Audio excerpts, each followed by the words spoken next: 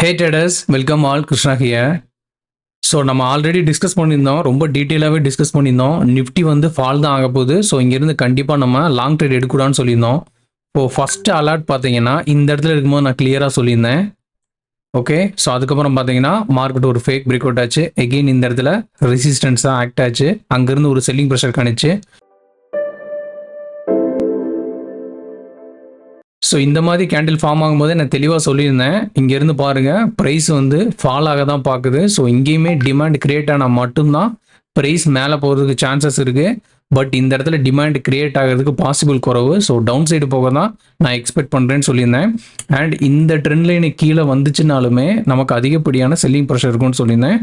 Again இந்த red கலராக இருக்கிற இந்த சப்போர்ட் லெவலை பிரேக் பண்ணாலும் இங்கே வரலாம் நான் கிளியராக சொல்லியிருந்தேன். ஸோ நீங்கள் ப்ரீவியஸ் வீடியோ செக் பண்ணி பார்த்துருந்தீங்கன்னா உங்களுக்கு தெளிவாக தெரிஞ்சிருக்கும். கம்ப்ளீட்டாக நம்ம டீட்டெயிலாக டிஸ்கஸ் பண்ணியிருந்தோம். ஸோ இந்த வீடியோ கூட பாருங்கள், April 1 வந்து போஸ்ட் பண்ணியிருந்தேன். ஸோ அன்றைக்கே எக்ஸாக்ட்லி நம்ம வந்து சொல்லியிருந்தோம்ல மார்க்கெட் பீரிஷாக கீழே தான் போகுதுன்னு.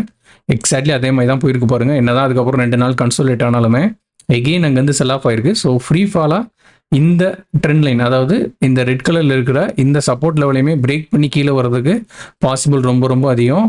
ஸோ லாஸ்ட் ஃப்ரைடே பார்த்தீங்கன்னா யூஎஸ் மார்க்கெட் எகெயின் ஃபெல் ஆயிடுச்சு. அதிகப்படியாக மேபி 500 பாயிண்ட்ஸ் ஆர் 450+ பாயிண்ட்ஸ் வந்து கேப் டவுனில் ஓப்பன் ஆகிறதுக்கு பாசிபிள் ரொம்ப ரொம்ப அதிகம். ஸோ வெயிட் பண்ணி பார்ப்போம். ஸோ எகெயின் நீங்கள் இன்னொரு மேட்டர் ஞாபகம் வச்சுக்கணும், ஆல்ரெடி நியூஸ் வந்து வந்துருச்சு. ஓகேயா, ஸோ இந்த டாரிஃப் ரிலேட்டடாக இருக்கிற நியூஸ் எல்லாம் வந்துருச்சு. ஸோ நான் அப்பயே தெளிவாக சொல்லியிருந்தேன், ரியல் மூவ் வந்து இதுக்கப்புறம் தான் இருக்குன்னு நான் சொல்லியிருந்தேன். ஏன் அப்படின்னா, ஸோ இந்த ட்ரேட் வாருங்கிறது வித்தின் 1 வீக்லேயோ இல்லை 1 மந்த்லேயோ முடியாது. ஸோ எல்லா கண்ட்ரியுமே அதர் கண்ட்ரீஸ்க்கு அகெயின்ஸ்டாக இன்க்ரீஸ் பண்ணுவாங்க அவங்களோட டாக்ஸஸை. ஸோ அதுக்கப்புறம் மேபி ஒரு மீட்டிங்கெல்லாம் வச்சு அவங்க ஒரு கரெக்டான ஒரு டிசிஷனுக்கு வந்தால் மட்டும்தான் இது கூல் ஆஃப் ஆகும். பட் இந்த நியூஸை மட்டுமே வச்சு மார்க்கெட் எகெயின் செல் ஆஃப் ஆகிட்டே இருக்காது. ஸோ நீங்கள் அதெல்லாம் ஞாபகம் வச்சுக்கோங்க. உங்களுக்கே தெரியும் கோவிட் டயத்தில் என்னாச்சு அப்படின்னு. ஸோ கோவிட் வந்துச்சு, மார்க்கெட் டிராஸ்டிக்கலாக ஒரு 2 மந்த் ஃபால் ஆச்சு. பட் அதுக்கப்புறம் என்ன ஆச்சு, ரெக்கவரி கொடுத்துருச்சு. ஓகே, ஸோ இதெல்லாம் மார்க்கெட்டில் எப்பயுமே நடக்கிறதா. நான் ஆல்ரெடி சொல்லியிருந்தேன், மார்க்கெட்டுக்கு வந்து ஒரு ட்ரிகர் தேவை. ஓகேயா, ஸோ ஒரு புல் மார்க்கெட்டாக இருக்குது. ஸோ அதிகப்படியான ஓவர் வேல்யூவில் இருக்கிற ஒரு மார்க்கெட்டுக்கு வந்து நெகட்டிவாக போகிறதுக்கு எகெயின் ஒரு ட்ரிகர் தேவை. ஸோ அதுதான் நான் ஆல்ரெடி சொல்லியிருந்தேன், இந்த டேரிஃப் ரிலேட்டடாக நியூஸ் வந்து நெகட்டிவில் தான் வர்றதுக்கு பாசிபிள் ரொம்ப ரொம்ப அதிகம். ஸோ அப்படி வருது அப்படின்னா இனிமே அதிகம் ஃபால் ஆகிறதுக்கு தான் சான்சஸ் அதிகம்னு சொல்லியிருந்தேன். ஸோ இந்த இடத்துல மட்டும் நம்ம செல் ஆஃப் ஆக போகுதுங்கிறத சொல்லலை, கம்ப்ளீட்டாக நீங்கள் தொடர்ந்து நம்ம வீடியோ பார்த்துட்டு இருந்தீங்க அப்படின்னா உங்களுக்கு தெளிவாக தெரிஞ்சிருக்கும். ஸோ இங்கிருந்தே நம்ம வந்து அனலைஸ் பண்ணியிருந்தோம் மார்க்கெட் ஃபால் தான் ஆக போகுதுன்னு. ஸோ இங்கிருந்து கண்டினியூவாக மார்க்கெட் ஃபால் ஆச்சு. ஸோ எகெயின் இந்த இடத்துல இருக்கும்போது நான் சொல்லியிருந்தேன், ட்ரெண்ட் ஓவரால் நம்மளோட ட்ரெண்டு வந்து பீரிஷாக இருக்குது. ஸோ அதனால் கண்டிப்பாக மார்க்கெட் வந்து செல் ஆஃப் ஆகிறதுக்கு சான்ஸ் அதிகம்.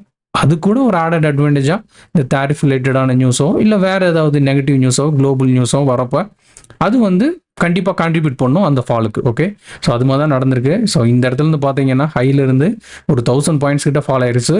ஸோ எகெயின் கம்மிங் டேஸில் இந்த லோவுமே கட் பண்ணுறதுக்கு பாசிபிள் அதிகம். ஜஸ்ட் அது ஒன் வேல போகுமா இல்லை கன்சல்டேட்டிவ் போகுமா அப்படிங்கிறதெல்லாம் நமக்கு தெரியாது. ஸோ நம்ம வெயிட் பண்ணி தான் பார்க்கணும்.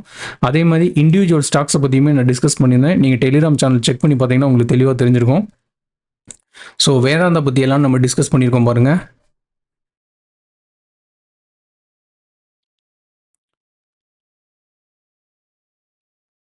ஸோ இங்கே போய் நீங்கள் டெலிகிராம் சேனல் செக் பண்ணிங்கன்னா தெரியும். ஸோ ஐடி செக்டார், அதுக்கப்புறம் மெட்டல் செக்டார், ஆட்டோ செக்டாரை பற்றியுமே நம்ம டிஸ்கஸ் பண்ணியிருந்தோம். ஸோ லாஸ்ட் தேர்ஸ்டேயே நம்ம வந்து டிஸ்கஸ் பண்ணியிருந்தோம், ப்ரைஸ் வந்து ஃபால் ஆகி போகிறதுக்கு சான்சஸ் ரொம்ப ரொம்ப அதிகம்னு.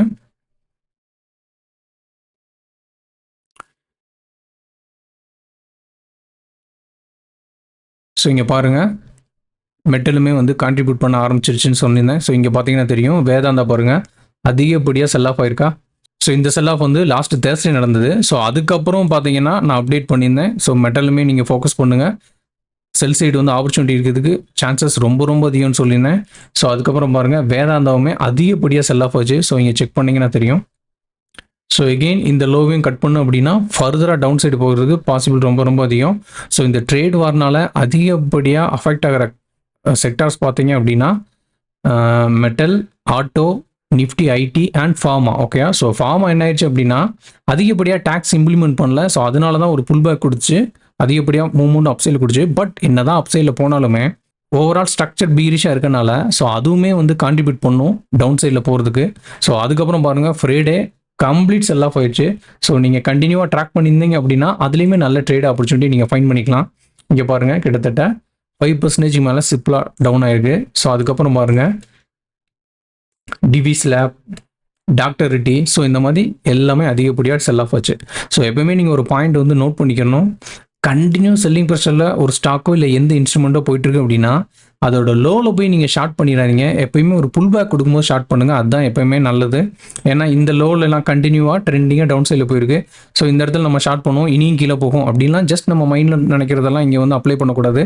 கண்டிப்பாக நம்ம வெயிட் பண்ணணும், வெயிட் பண்ணி ட்ரெண்ட் கன்ஃபார்ம் பண்ணணும். அதே மாதிரி உங்களோட ப்ரைஸ் ஆக்ஷன் செட்டப்போ இல்லை நீங்கள் ஃபாலோ பண்ணுற எந்த செட்டப்போ கன்ஃபார்ம் பண்ணிச்சுன்னா மட்டும்தான் நீங்கள் வந்து ட்ரேட் எடுக்கணும். ஸோ பிளைண்டாக எடுக்கக்கூடாது. ஸோ அகைன் டிசிஎஸும் பாருங்கள், டிசிஎஸுமே கம்ப்ளீட் ஃபால் தான். ஸோ இதெல்லாம் பார்த்தீங்கன்னா கிட்டத்தட்ட 3 வீக்ஸாக நம்ம வந்து டிஸ்கஸ் பண்ணிட்டே இருந்தோம் இந்த ஃபாலுக்கு முன்னாடி. இதை வந்து நீங்கள் வாட்ச் பண்ணிட்டே இருங்கன்னு. ஸோ இதெல்லாம் நீங்கள் வந்து டெலிகிராம் சேனலில் செக் பண்ணி பாருங்கள், டெஃபினட்டாக உங்களுக்கே புரியும். ஸோ டெலிகிராம் சேனலில் நீங்கள் ஜாயின் பண்ணாமல் இருந்தீங்கன்னா ஜாயின் பண்ணிக்கோங்க, டெஃபினட்டாக அது உங்களுக்கு ஹெல்ப்ஃபுல்லாக இருக்கும். மேபி நீங்கள் இதை பார்த்து ட்ரேட் எடுக்கணுங்கிறது அவசியம் இல்லை, பட் லேர்ன் பண்ணிக்கலாம் எப்படியெல்லாம் நம்ம வந்து மார்க்கெட்டோட பிஹேவியரை வந்து அனாலிசிஸ் பண்ணுறது, எப்படி நம்மளோட ட்ரேட் செட்டப் எடுத்துக்கிறது அப்படிங்கிற மாதிரி.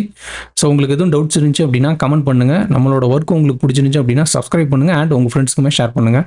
தேங்க்யூ, பாய்.